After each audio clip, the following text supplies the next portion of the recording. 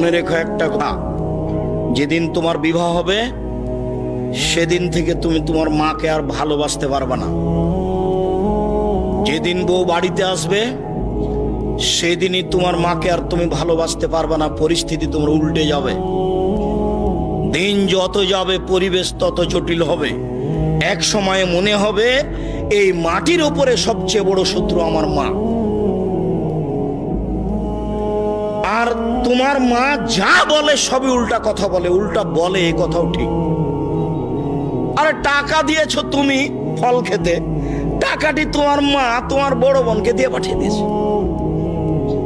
মা সেদিন যে টাকা দিলাম, ও টাকা খরচ হয়ে গেছে, কি করলেন?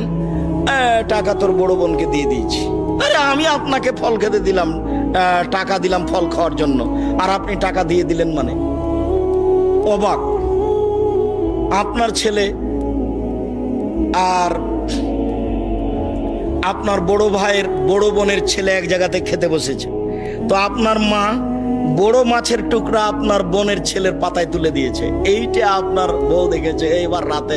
হ্যাঁ, তোমার মা এরকম, তোমার মা তোমার বোনের ছেলেকে ভালোবাসে। আমি রান্না করলাম কষ্ট করে, বড় মাছের টুকরাটা তোমার বোনের ছেলেকে দিয়ে দিল, আমি এগুলো সহ্য করতে পারি না। কত কি! আপনি সন্ধ্যায় এসে দেখছেন আপনার মা বিছানে পেশাব করেছে, উঠতে পারে না, বিছান গন্ধ করছে। আপনি বলছেন, হ্যাঁ তুমি আমার মায়ের বিছানা পরিষ্কার করনি, আমার মায়ের চাদরটা ধুয়ে দাওনি। তখন আপনার বউ বলছে, তোমার মাকে তুমি দেখো, তোমার মায়ের বিছানা তুমি পরিষ্কার করো। ওই ঘরে ঢুকলে তোমার মা আমাকে অকথ্য ভাষায় গালি দেয়, আমি তোমার মাকে দেখবো মানে? আপনার মা অকথ্য ভাষায় গালি দেয়, এই কথাও ঠিক। নেন, এবার কি করবেন?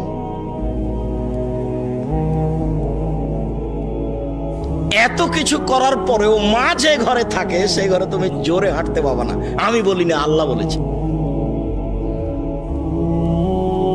এত কিছু বলার পরে তোমার মা যে ঘরে থাকে সেই ঘরে তুমি জোর করে কথা বলতে পাবে না। ফালা তাকুল্লাহুমা উফফিন ওয়ালা তানহারহুমা, এই কথা বলতে পাবে না। আল্লাহ নিষেধ করে দিয়েছেন, এটা নগদ অর্থ। ঝাঁকি দিয়ে কথা বলতে পাবে না। হ্যাঁ, আপনি এই করলেন সেই করলেন, একবারে টোটালে নিষেধ আল্লাহ বলে দিয়েছে। অফিজলাহমা জানা হাজুল, হাত নিচু করে যেতে হবে। মনে পড়ে না, একদিন দৃশ্য নকল করছিলাম, মনে পড়ার তো কথা যে রাজশাহীর মেয়র এসেছেন নওদাপাড়ায় আমচত্বরে, তো শাহ মকদুম থানার ওসি এইভাবে দাঁড়িয়েছেন, এইভাবে দাঁড়িয়ে বলছেন, স্যার এখন কি করব স্যার? তা আমি তো দৃশ্য দেখে অবাক হয়ে গেলাম। আমি তো পাশে বসেছিলাম সেই দিন, যেটা ব্যাপার কি, এটাতে ছিল মায়ের জন্য, এইটা কি করে মেয়র পেল? এটা তো মায়ের জন্য ছিল, কিভাবে এখানে চলে আসলো? অথচ মায়ের সামনে এভাবে যাওয়ার কথা আল্লাহ বলছে। আবার বলছেন শেষের দিকে, অকুল রব্বির হামহুমা কামা রাব্বায়ানি সগীরা, হে আল্লাহ তুমি আমার পিতা মাতাকে ওইভাবে দেখো বাল্য অবস্থায় আমাকে যেভাবে দেখেছিল, যার কারণে আপনাকে আমি সলাতের শেষে সালাম ফিরার পূর্বে একটা দোয়া পড়ার জন্য পরামর্শ দিয়েছি, মনে আছে কি? রব্বির হামহুমা কামা রাব্বায়ানি সগীরা।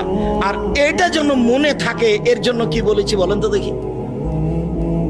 জাযাকাল্লাহ খায়ের। 2 রাকাত সালাত আদায় করতে হবে। 2 রাকাত সালাত আদায় করে আল্লাহকে বলতে হবে, আল্লাহ তুমি আমাকে এই দোয়াটা বলার তৌফিক দান করো, আমি যেন না ভুলি। সব সময় সালাত শেষে সালাম ফিরার পূর্বে রব্বির হামহুমা কামা রাব্বায়ানি সগীরা এই দোয়া বলার জন্য আমি আল্লাহর কাছে 2 রাকাত সালাত আদায় করে সাহায্য চাওয়ার জন্য বলেছি পৃথিবীর সকল দিনী ভাই বোনকে। সম্মানিত দিনী ভাই বোন, আল্লাহর নবী বলেন, চিরদিনের জন্য মায়ের অবাধ্য চলা হারাম, চিরদিনের জন্য মায়ের অবাধ্য চলা হারাম। এ বেটা, শোনো, আরো তোমাকে সতর্কতার সাথে বলছি, তুমি বারবার পেশাব করছো, তুমি বারবার পেশাব করছিলে বিছানে, তখন তোমার মায়ের জন্য একটা জায়েজ ছিল একটু হাসি মুখে আঘাত করা। এই অত পেশাব করিস কেন রে, এইটা তোমার জন্য জায়েজ ছিল।